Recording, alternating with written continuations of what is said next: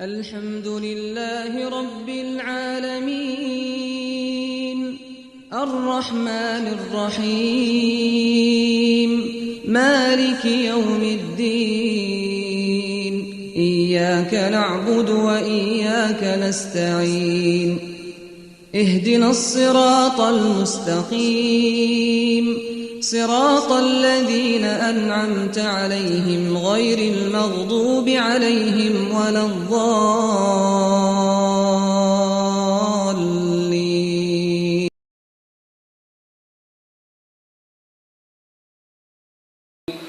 وما خلقنا السماء والأرض وما بينهما لاعبين لو أردنا أن نتخذ لهوا لاتخذناه من لدنا إن كنا فاعلين بل نقذف بالحق على الباطل فيدمغه فإذا هو زاهق ولكم الويل مما تصفون وله من في السماوات والأرض ومن عنده لا يستكبرون عن عبادته ولا يستحسرون يسبحون الليل والنهار لا يفترون أم اتخذوا آلهة من الأرض هم ينشرون لو كان فيهما آلهة إلا الله لفسدتا فسبحان الله رب العرش عما يصفون لا يسأل عما يفعل وهم يسألون أم اتخذوا من دونه آلهة قل هاتوا برهانكم هذا ذكر من معي وذكر من قبلي بل أكثرهم لا يعلمون الحق فهم معرضون وما أرسلنا من قبلك من رسول إلا يوحى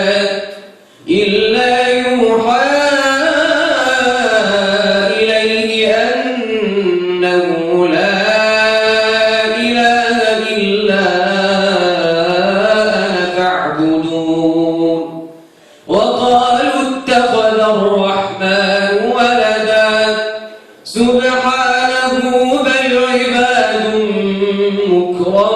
مكرمون لا يسبقونه بالقول وهم بأمره يعملون يعلم ما بين أيديهم وما خلفهم ولا يشفعون إلا لمن ارتضى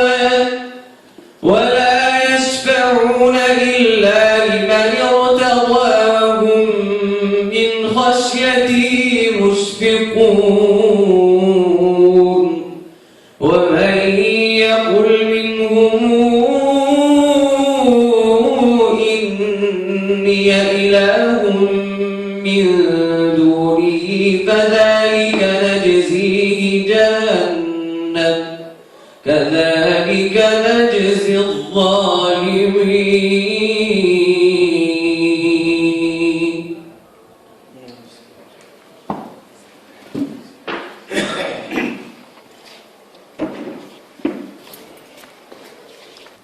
نحمده ونستعينه ونستغفره ونعوذ بالله من شرور أنفسنا ومن سيئات أعمالنا من يهده الله فلا مضل له ومن يضلل فلا هادي له وأشهد أن لا إله إلا الله وحده لا شريك له وأشهد أن محمدا عبده ورسوله. أما بعد، فإن أصدق الحديث كلام الله تعالى، وخير الهدي هدي محمد صلى الله عليه وعلى آله وصحبه وسلم، وشر الأمور محدثاتها، وكل محدثة بدعة، وكل بدعة ضلالة، وكل ضلالة في النار.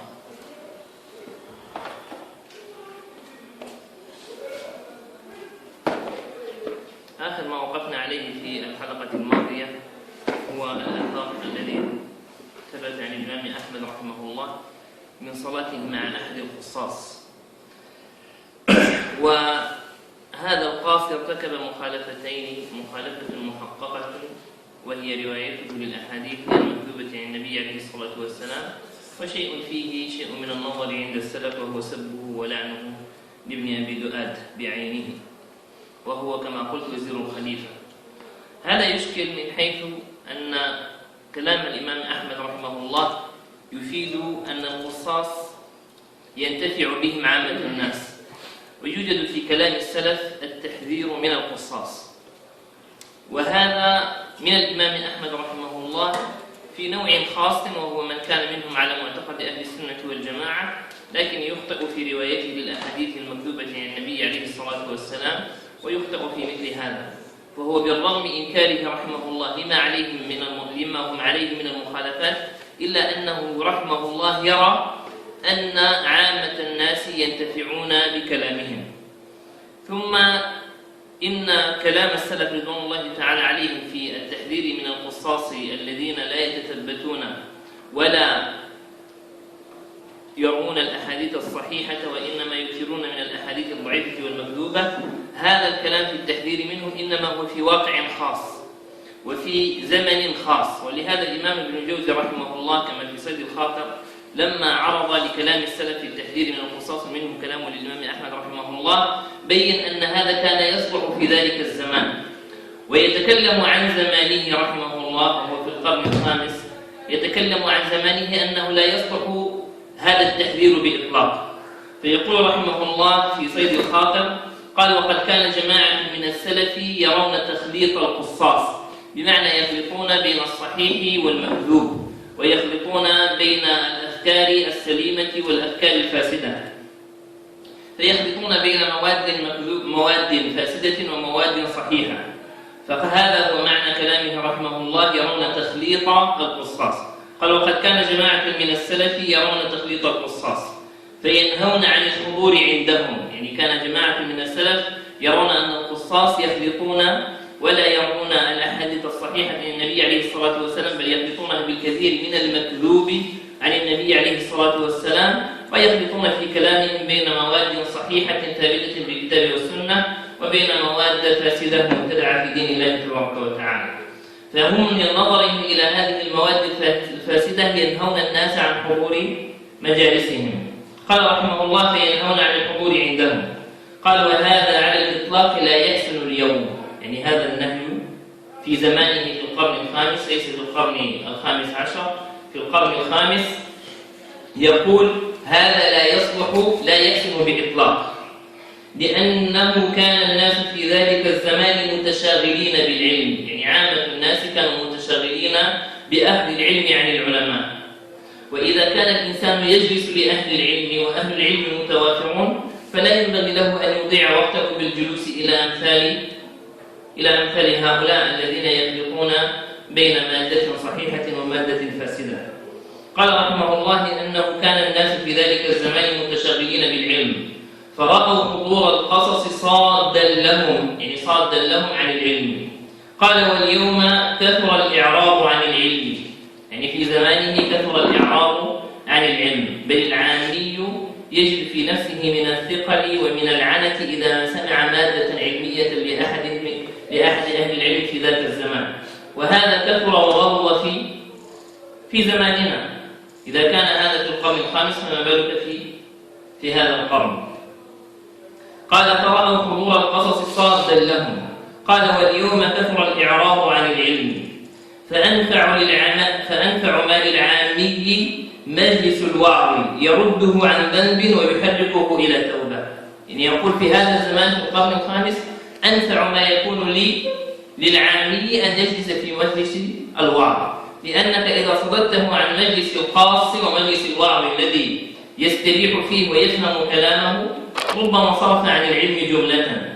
فقال الأنفع له هو أن يجلس في مجلس الوعظ، لأن حضوره مجالس الوعظ فيه كفا له عن الذنوب ودفعا له إلى الطاعة. قال فأنفع ما للعامي مجلس الوعظ يرده عن ذنب ويحركه إلى توبة. وإنما الخلل من القاص، يعني أن الذنب إذا روى القاص أحاديث مكتوبة عن النبي عليه الصلاة والسلام أو أدخل في وعظه مواد فاسدة مبتدعة ليس عليها دليل من الكتاب والسنة، فإنه هو الذي يأخذ التبعة أمام الله تبارك وتعالى، فينبغي له أن يتقي الله. قال وإنما الخلل من القاص فليتق الله عز وجل.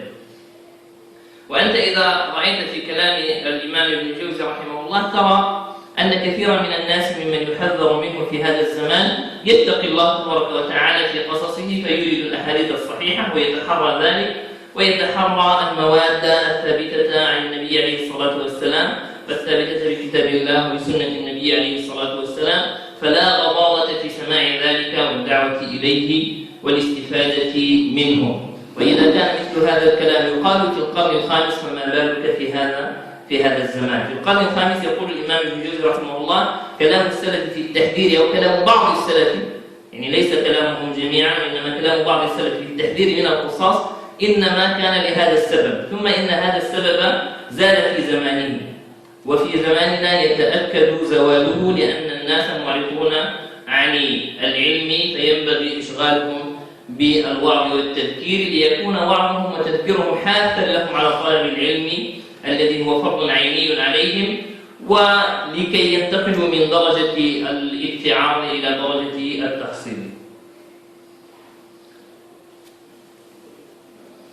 هذه هي مسألة الإنكار على الولاة علانية، هي مسألة منهجية، وقد تكلمنا عن أن السلف رضوان الله تعالى عليهم اختلفوا فيها، فهذا يدل على أن السلف اختلفوا في مسائل هي من المنهج. من المسائل المنهجية التي اختلف فيها السلف القتال في الفتنة الكبرى، لأن معلوم عند الاصطلاح المعاصرين أنهم يصطلحون على ما يسمى بمسائل القتال أو التعامل مع الولاة والأمراء، يسمونها اصطلحوا على تسميتها بمسائل المنهج.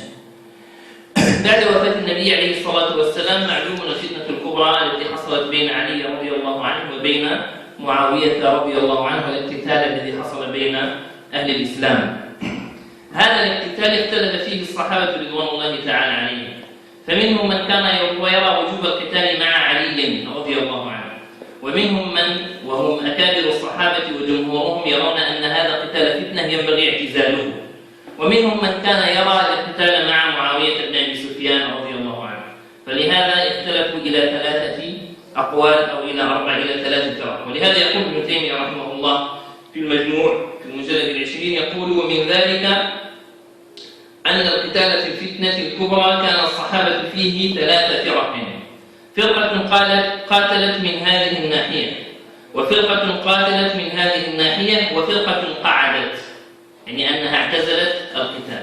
وهذا خلاف في أعظم ما يعصى به الرب تبارك وتعالى بعد الشرك، وهو القتل، لأن القتل متوعد صاحبه في القرآن. قال الله جل وعلا ومن يقتل مؤمنا متعمدا فجزاؤه جهنم خالدا فيها وغضب الله عليه ولعنه وأعد له عذابا عظيما. اختلف السلف رضوان الله تعالى عليهم وصحابة رسول الله صلى الله عليه وسلم في هذا الموضع، وهو موضع يشهر فيه السيف. ومعلوم أن المسائل التي يشهر فيها السيف هي من مسائل المنهج في اصطلاح المعاصرين.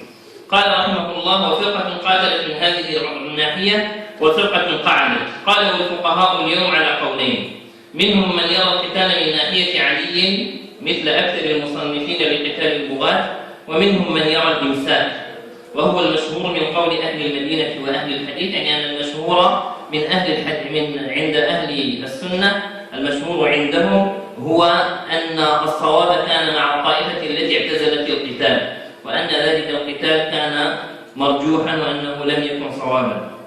قال وهو المشهور من قول أهل المدينة وأهل الحديث والأحاديث الثابتة عن النبي صلى الله عليه وسلم في أمر هذه الفتنة توافق قول هؤلاء يعني القاعدين. ولهذا كان المصنفون لعقائد أهل السنة والجماعة يذكرون فيه ترك القتال في الفتنة والإمساك عما شجر بين الصحابة رضوان الله تعالى عليهم. فهذه فرقة حصلت بين صحابة رسول الله صلى الله عليه وسلم، وهم الأصل في الفرقة الناجية. ومعلوم أن هذا الافتراق وهذا الاقتتال اختلفت السلف رضوان الله تعالى عليهم واختلف الصحابة في حكمه. فمنهم كما قلت منهم من كان يراه واجبا وهو علي رضي الله عنه ومن معه من الصحابة، ومنهم من كان يرى الاعتزال، ومنهم من كان يرى وجوب القتال مع معاوية رضي الله عنه. والنبي عليه الصلاة والسلام حكم بأن كل هؤلاء من أهل الحق، كما في الحديث الصحيح في صحيح مسلم من حديث أبي سعيد أن النبي عليه الصلاة والسلام قال: تمرق مارقة على حين فرقة من المسلمين يقاتلهما أولى الطائفتين بالحق. النبي عليه الصلاة والسلام ذكر المارقة الذين هم الخوارج الذين خرجوا في عصر علي رضي الله عنه، فيقول: هذه المارقة تمرق يقاتلهما أولى الطائفتين بالحق. الذي قاتلها هو علي رضي الله عنه، هو الذي قاتل الخوارج.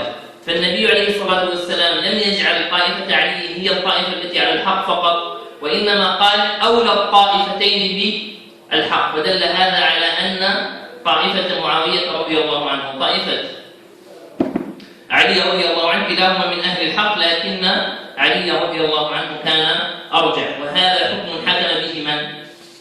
محمد عليه الصلاة والسلام. فهذه مسألة منهجية اختلف فيها الصحابة رضوان الله تعالى عليهم، وكان الصواب مع أحد الفريقين، ولكن جميع الأقوال معدود من أقوال الطائفة المنصورة ومن أقوال السلف رضوان الله تعالى عليهم. ولهذا ذكر شيخ الإسلام ابن تيمية رحمه الله عدة مسائل هي من مسائل العلم والعمل، يعني من مسائل العقيدة ومن مسائل الفقه اختلف فيها السلف رضوان الله تعالى عليهم، لكن اتفقوا بعد ذلك على الحفاظ على الألفة والأخوة في الدين. وقد تقدم معنا في حلقة ماضية بعض هذا الكلام وطرف منه. يقول شيخ الإسلام رحمه الله كما في المجموع: قال: نعم، من خالف الكتاب المستبين والسنة المستفيضة أو ما أجمع عليه سلف الأمة خلافا لا يعذر فيه، فهذا يعامل بما يعامل به أهل البدع.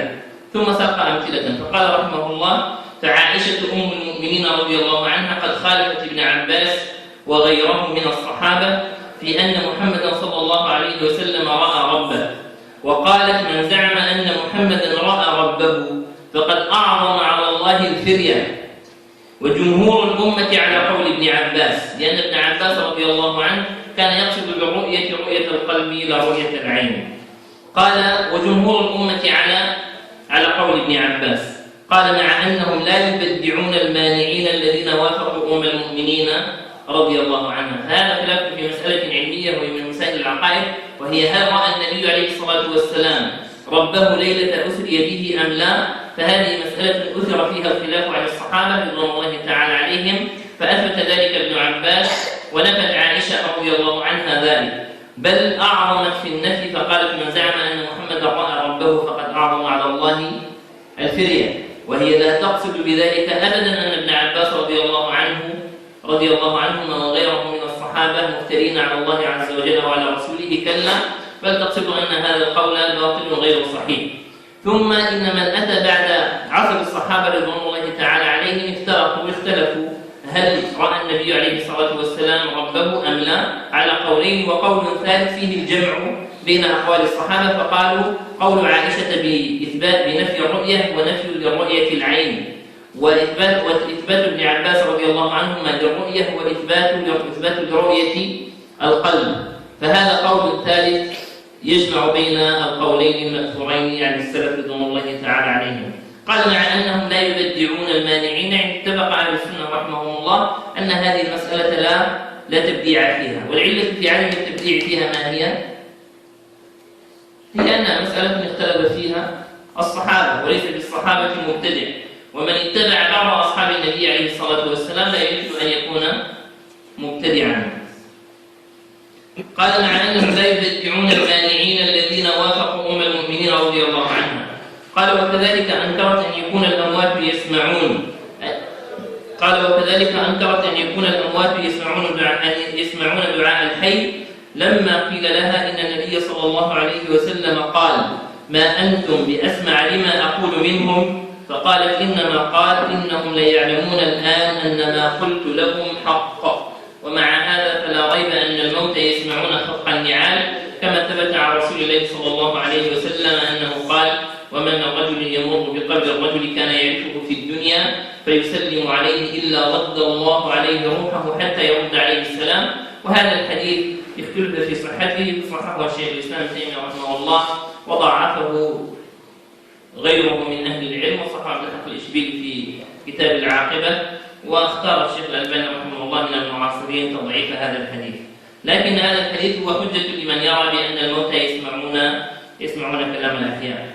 وهذه مسألة مأثور فيها الخلاف بين السلف رضوان الله تعالى عليهم، وهي مسألة علمية بمعنى من المسائل التي يعقد عليها القلب، مسائل العقائد. قال الشيخ الإسلام صح ذلك عن النبي عليه الصلاة والسلام إلى غير ذلك من الأحاديث. قال وأم المؤمنين تأولت والله يرضى عنها. وكذلك معاوية رضي الله عنه نقل عنه في أمر المعراج أنه قال ابن معاوية رضي الله عنه كان يرى أن النبي عليه الصلاة والسلام لم يعرج بجسده وروحه، وإنما كان الإسراء والمعراج بروحه فقط، بمعنى أن روحه التي صعدت إلى السماء، فكان رضي الله عنه وأرضاه ينفي الإسراء والمعراج بالجسد. وهذه مسألة علمية اختلف فيها صحابة رسول الله صلى الله عليه وسلم. قال وكذلك معاوية رضي الله عنه قيل عنه في أمر المعراج أنه قال إنما كان بروحه، والناس على خلاف معاوية رضي الله عنه. ومثل هذا كثير، يعني مثل هذه المسائل التي اختلف فيها السلف رضوان الله تعالى عليهم كثير. قال وأما الاختلاف في الأحكام، يعني في مسائل الفقه، فأكثر من أن ينضبط، يعني أنه مثل رحمه الله بالمسائل التي في المعتقد. ثم قال وأما الخلاف في مسائل الأحكام في مسائل الفقه فهذا لا يمكن التمثيل له. لماذا؟ لأنه واسع جدا. قال فأكثر من أن ينضبط، ولو كان كلما اختلف مسلمان في شيء تهاجرا لم يبق بين المسلمين عصمة ولا أخوة. يعني يقول لو أنه قال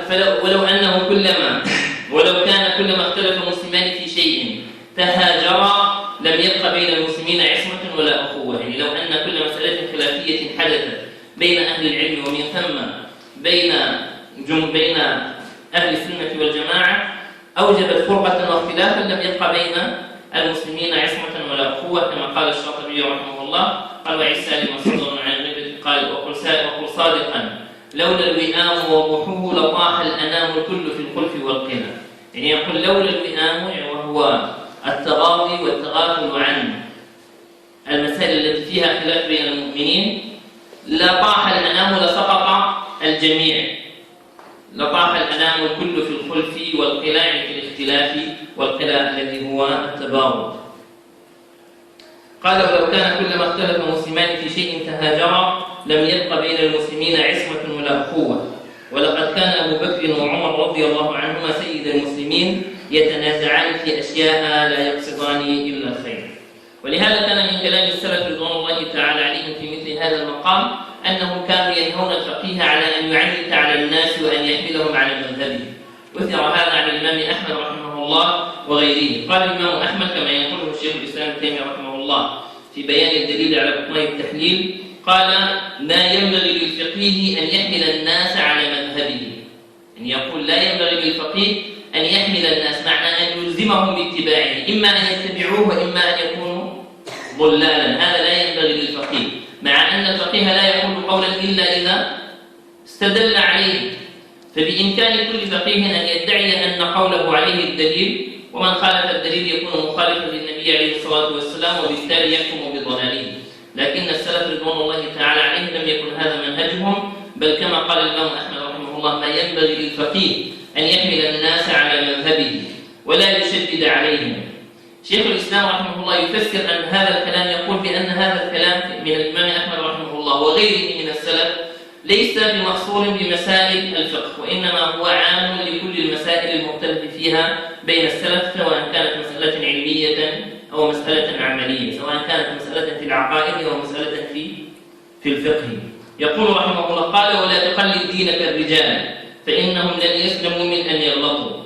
قال شيخ الإسلام: فإذا كان هذا قولهم في الأصول العلمية وفروع الدين، يعني هذا كلام السلف في الأصول العلمية وفي فروع الدين، ولا يختص هذا بمسائل الفقه فقط. قال: فإذا كان هذا قولهم في الأصول العلمية وفروع الدين لا يستجيزون إلزام الناس بمذاهبهم مع استدلالهم عليها بالأدلة الشرعية، فكيف بإلزام الناس وإكراههم على أقوال لا توجد في كتاب الله ولا في حديث رسول الله صلى الله عليه وسلم، ولا تؤثر عن الصحابة والتابعين ولا عن أحد من أئمة المسلمين. فإذا هذا كان كلام السلف رضوان الله تعالى عليهم في المسائل العلمية التي قامت عليها الأدلة عندهم من الكتاب والسنة لا يلزمون المخالف بأن يتبعهم، فمن باب أولى المسائل الاجتهادية التي ليس فيها دليل. هنا شبهة يعرضها البعض، يقول: هذا الكلام صحيح، وأننا لا نفرق بين مسائل العلم ومسائل العمل، لكن العذر يختص بأهل الاجتهاد، فنعذر المجتهد دون غيره. فإذا كان المجتهد أخطأ فنحن نعذره، لكن من يتبعه أو يقلده فإنه يكون مبتدعا عندنا. هذا قول باطل. لماذا؟ لأن ثمة فرق بين المجتهد والعامي أو المتبع في مسألة، وهو كما قال شيخ الإسلام رحمه الله في رفع الملام، قال عن المجتهد والعامي: قال: يشتركان في العفو ويفترقان في الأجر، بمعنى أن النص دل على أن الجميع معفو عنه، وهو قول الله تبارك وتعالى: ربنا لا تؤاخذنا إن نسينا أو أخطأنا. لما تلاها المؤمنون كما في صحيح مسلم من حديث ابن عباس، قال النبي صلى الله عليه وسلم: قال الله تعالى: قد فعلت. فالله تبارك وتعالى قد عفى لهذه الأمة عن خطئها، وهذا يعم المجتهد وغيره، ويعم مسائل العلم ومسائل العمل.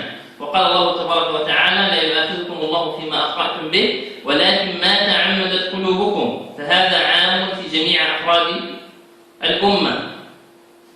ولكن المجتهد جعل له النبي عليه الصلاة والسلام حكما خاصا، وهو أنه عليه الصلاة والسلام جعل له أجرا على اجتهاده، فقال عليه الصلاة والسلام: إذا اجتهد الحاكم فأصاب فله أجران، وإذا اجتهد فأخطأ فله أجر. فهما يتفقان في أن كلاهما معفو عنه، لكن المجتهد ينفرد في أن له الأجر. فهذا التفريق هو باطل من حيث الإعذار، نقول الكل معذور، لكن هذا يختص بأنه له الأجر عند الله تبارك وتعالى على اجتهاده، وأما غيره فلا. هذا قول. ومن أهل العلم من يرى بأن المقلد والمتبع والمجتهد كلهم لهم أجر، لأن هذا المتبع الذي اختار هذا القول للعالم لابد أنه اختاره بترجيح، واستفراغه وسعه في الترجيح بين أقوال أهل العلم هذا ضرب من الاجتهاد، فبالتالي يكون له أجر كما هو للمجتهد. وهذا كلام للشيخ الألباني رحمه الله قرر فيه هذه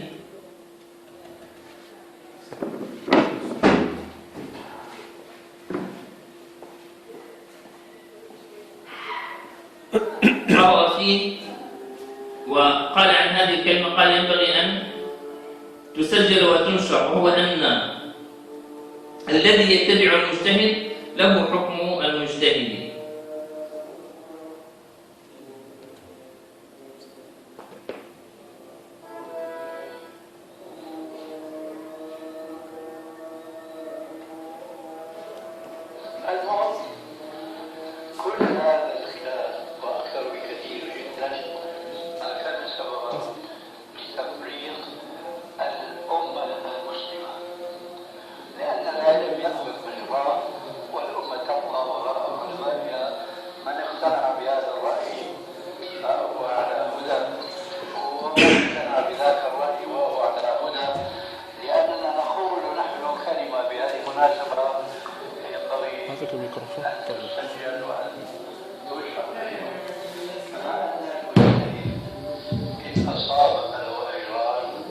وإن أخطأ فله أجر واحد، كذلك الذي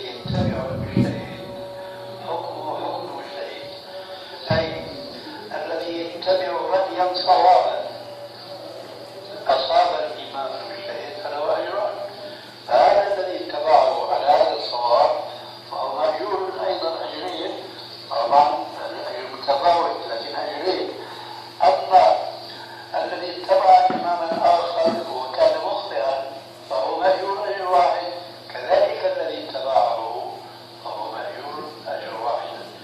فإذا وقع الخلاف بين العلماء فما ينبغي أن يكون هذا الخلاف سبب فرقة بينهم أولا، وما ينبغي أن يكون سبب فرقة بين الشعب ثانيا، لأنهم جميعا مأجورون سواء من كان مصيبا أو من كان مخطئا. هكذا كان سلفنا الصالح، ونحن نزعم أننا نمشي على منهجهم وعلى طريقتهم، لكن أقول مع الأسف الشديد كثير منا يدعي هذه الدعوة ويطبقها إلى حد كبير، ولكنه ينحرف في بعض التطبيق انحرافا خطيرا جدا، وهذه آثارها تظهر. الشاهد من كلام الشيخ رحمه الله أنه جعل الذي يتبع المجتهد هو حكم المجتهد، وهذا قول الشيخ مأثور عن واثر بن الأسقع رضي الله عنه، وهو جاء في حديث مرفوع لكنه ضعيف، ومن ضعفه الشيخ رحمه الله، لكن الأثر صححه الذهبي رحمه الله ووقفه على واثر بن الأسقع. قال رضي الله عنه: من طلب علما فأدركه، هذا في طالب العلم وليس في المجتهد. قال: من طلب علما فأدركه كان له كفلان من الأجر، يعني كان له أجران، ومن فإن لم يدركه كان له كفل من الأجر. وهذا الأثر عن واثر رضي الله عنه إنما هو في طالب العلم، فقال رضي الله عنه: من طلب علما فأدركه كان له كفلان من الأجر، فإن لم يدركه كان له كفل من الأجر. فهذا الأثر عن واثر رضي الله عنه يشهد لكلام الشيخ رحمه الله، وإن كان بعضهم أنكر على الشيخ هذا القول، لكنه مأثور عن السلف رضي الله تعالى عليهم. شيخ الإسلام ابن تيمية رحمه الله الذي يحمل بعضهم كلامه على أنه في المجتهدين له كلام واضح في أن هذا الكلام وهذا التقعيد الذي هو إعذار المخطئ يعم العلماء وطلبة العلم. يقول رحمه الله: إذا تنازع بعض المسلمين في شيء من مسائل الدين، قال: وإذا تنازع بعض المسلمين في شيء من مسائل الدين ولو كان المنازع من آحاد طلبة العلم، ولو كان المنازع من آحاد طلبة العلم، يعني هذا ليس في المجتهدين. قال: ولو كان المنازع من آحاد طلبة العلم لم يكن لولاة الأمور أن يلزموه باتباع حكم حاكم، بل عليهم أن يبينوا له الحق كما يبين الحق للجاهل المتعلم. فإن تبين له الحق الذي بعث الله به رسوله وظهر وعانده بعد هذا استحق العقاب. وأما من يقول إن الذي قلته هو قولي أو قول طائفة من العلماء المسلمين وقد قلته اجتهادا أو تقليدا، فهذا باتفاق المسلمين لا تجوز عقوبته. يقول الذي يقول قولا ويقول هذا الذي قلته هو قولي والدليل عليه كيف وكيف، أو هو قول طائفة من علماء المسلمين وقد قلته إما أنني اجتهدت فيه وإما قلدت فيه عالما، قال فهذا باتفاق المسلمين لا تجوز عقوبته. وقال شيخ الإسلام رحمه الله: قال: والهجر نوع من العقوبة، ليس في هذا النص إنما في نص آخر قال: والهجر نوع من العقوبة. قال: فهذا باتفاق المسلمين لا تجوز عقوبته. قال: ولو كان قد أخطأ خطأ مخالفا للكتاب والسنة، يعني ولو كان خطأه مصادما لنص الكتاب ونص السنة. قال: ولو عوقب هذا لعوقب جميع المسلمين. يقول: لو عوقب مثل هذا الذي يقول أنني ما أقوله هو قولي وقول طائفة من علماء المسلمين، لو عاقبنا أحد على مثل هذا لعاقبنا جميع المسلمين، لأنه ما من أحد من المسلمين إلا ولو أشياء أخطأ فيها وقلد فيها من أخطأ. يقول: لو كان قد أخطأ خطأ مخالفا للكتاب والسنة ولو عوقب هذا لعوقب جميع المسلمين، فإنه ما منهم من أحد إلا وله أقوال اجتهد فيها أو قلد فيها وهو مخطئ فيها، فلو عاقب الله المخطئ لعاقب جميع الخلق. بل قد قال الله تعالى في القرآن: آمن الرسول بما أنزل إليه من ربه والمؤمنون كل آمن بالله وملائكته وكتبه ورسله لا نفرق بين أحد من رسله وقالوا سمعنا وأطعنا غفرانك ربنا وإليك المصير، لا يكلف الله نفسا إلا وسعها، لها ما كسبت وعليها ما اكتسبت، ربنا لا تؤاخذنا إن نسينا أو أخطأنا، الآيات. قال وقد ثبت في الصحيح عن النبي عليه الصلاة والسلام أن الله قد استجاب هذا الدعاء، ولما قال المؤمنون ربنا لا تؤاخذنا إن نسينا أو أخطأنا قال الله قد فعلت، وكذلك في سائر الدعاء. وقال النبي عليه الصلاة والسلام إن الله تجاوز لأمتي عن الخطأ والنسيان وما استكرهوا عليه. يقول شيخ الإسلام يقول فالمفتي والجندي والعامي، إذن هذا الكلام لا يختص بأهل الاجتهاد، لأنه ذكر المفتي والجندي الذي يقاتل والعامي الذي يبيع الخضار. قال فالمفتي والجندي والعامي إذا تكلموا بالشيء بحسب اجتهادهم اجتهادا أو تقليدا قاصدين لاتباع الرسول صلى الله عليه وسلم بمبلغ علمهم لا يستحقون العقوبة بإجماع المسلمين. يعني حتى شيخ الإسلام الإجماع على هذه المسألة.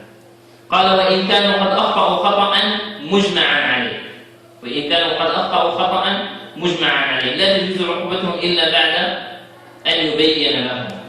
قال وإذا قالوا إنا قلنا الحق واحتجوا بالأدلة الشرعية لم يكن لأحد من الحكام أن يلزمهم بمجرد قوله، ولا يحكم بأن الذي قاله هو الحق دون قولهم، بل يحكم بينه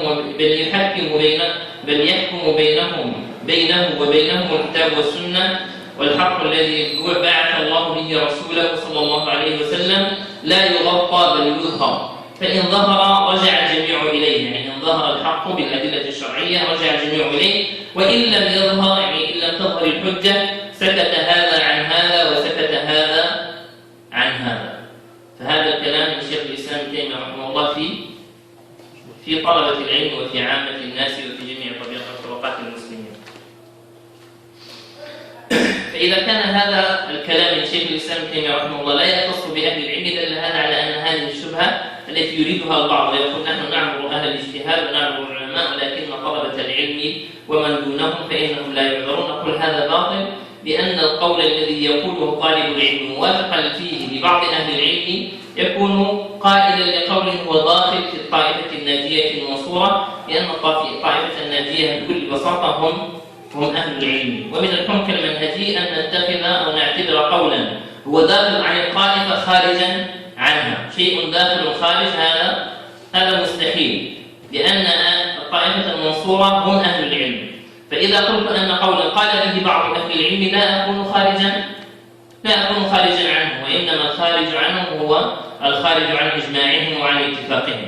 وهناك مسائل كثيرة اختلف فيها أهل العلم المعاصرون وطائفة من الناس يبدعون بها، منها مسألة المظاهرات، لأنه لما حدثت هذه النازلة وهو أن بعض الناس اتخذ المظاهرات وسيلة لإنكار بعض المنكرات والدعوة والمطالبة ببعض الحقوق، اختلف أهل العلم المعاصرون في جوازها، فذهب بعض أهل العلم وهو قول أكابر العلماء إلى عدم جواز ذلك، لأن فيه تشبها بالكفار، لأن أول من أورد إلينا هذه المظاهرات هم أهل الكفر، والله تبارك وتعالى أمرنا بمخالفتهم. والأمر الثاني هو ما يتخللها من سفك للدماء وإضاعة للأموال، والله تبارك وتعالى قال يا أيها الذين آمنوا لا تأكلوا أموالكم بينكم بالباطل إلا أن تكون تجارة عن تراض منكم ولا تقتلوا أنفسكم إن الله كان بكم رحيما. وكثير من هذه المظاهرات يقع فيها إضاعة المال ويقع فيها سفك الدماء. ومن أهل العلم، وهذا قول قاله بعض أهل العلم كالشيخ عبد الله بن جبير رحمه الله، كان يرى جوازها بشرط خلوها من هذا، بشرط خلوها من سفك الدم وإضاعة المال، فكان يرى جوازها على مرأى ومسمع من أهل العلم. لكن العلماء لم يهجموا عليه بالتبديع والتفسيق والتضليل، وإنما أنكروا عليه هذا القول وقاله غيره وبعض طلبته قال. ولكن العلماء الذين قالوا بالتحريم لم يروا أن هذه المسألة من المسائل التي يعقد عليها الولاء والبراء توجب الخروج من أهل السنة. وممن كان يرى عدم جوازها الشيخ الألباني رحمه الله، وقد جرت بينه وبين بعض الطلبة مناقشة حول هذه المسألة، هل يخرج بها الإنسان من أهل السنة ومنهج السلف؟ فكان اختيار الشيخ رحمه الله والذي بينه أنه لا يخرج الإنسان بمثل هذا القول من أهل السنة والجماعة؟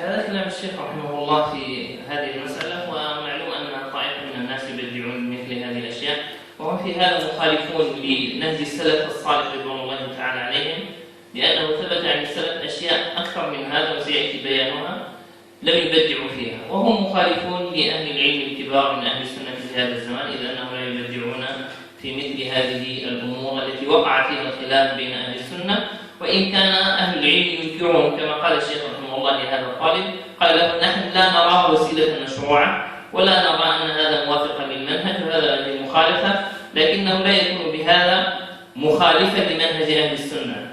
ثم قال الشيخ هو خالفني أنا ولكنه وافق زيدا وعمرا يعني من أهل العلم، فهو وإن خالف قوله رحمه الله، وكلام الشيخ رحمه الله يشعر بأن هذه المسألة فيها اجتهاد، بمعنى أنها مسألة اجتهادية بين أهل العلم وليست من المعاقد التي يعقد عليها الولاء والبراء.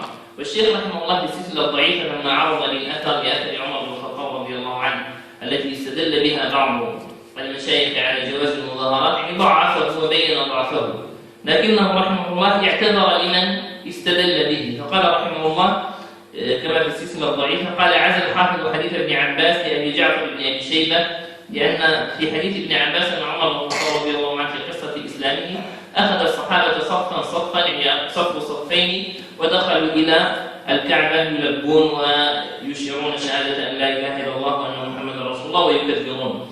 فاستدل بهذه الواقعة بعض المعاصرين على جواز المظاهرات، لكن الشيخ بين أن هذا الأثر ضعيف ولا يصح. قال عز الحافظ حديث ابن عباس لأبي جعفر بن أبي شيبة وحديث عمر للبزار وسكت عنهما في الفتح. يعني الحافظ ابن حجر رحمه الله سكت عن هذا الأثر بالحديث الفتح، والحافظ ابن حجر صرح بأن ما سكت عنه فهو حسن، فهذا يوهم أن هذا الأثر حسن عند الإمام الحافظ ابن حجر رحمه الله. قال سكت عنهما في الفتح فما أحسن، لأنه يوهم حسب اصطلاحه أن كلا منهما حسن وليس كذلك كما رأيت. قال ولعل ذلك كان السبب أو من أسباب استدلال بعض إخواننا الدعاة على شرعية المظاهرات المعروفة اليوم وأنها كانت من أساليب النبي صلى الله عليه وسلم في الدعوة. يعني قال هذا هو السبب أو من أحد الأسباب التي جعلت بعض إخواننا الدعاة يستدلون به على جواز المظاهرات. فهم قالوا بالمظاهرات لا لأنها مخالفة صريحة لمنهج السلف، وإنما لأنه ثبت عندهم هذا الأثر، ورأوا أن هذا الفعل فعله الصحابة رضوان الله تعالى عليهم بحضرة النبي صلى الله عليه وسلم ولم ينكره عليهم، فدل هذا على أنه سنة تقريرية. لكن الشيخ رحمه الله بين أن هذا الأثر ضعيف وسماهم إخواننا، فقال رحمه الله من أسباب استدلال بعض إخواننا الدعاة على شرعية المظاهرات المعروفة اليوم. وبعضهم كان يشكك في هذا النص لشيخ الألباني رحمه الله في أنه لا يبدع من يرى المظاهرات. قال يا إخواننا إخواننا في الإسلام، لا يعني هذا أنه إخواننا لنا في السنة، لكن كلامه في الشريط يدل دلالة واضحة أنه لا يرى أن مثل هذا العمل يخرج الإنسان من منهج السلف رضوان الله تعالى عليهم. ونكتفي بهذا القدر، وصلى الله وسلم على نبينا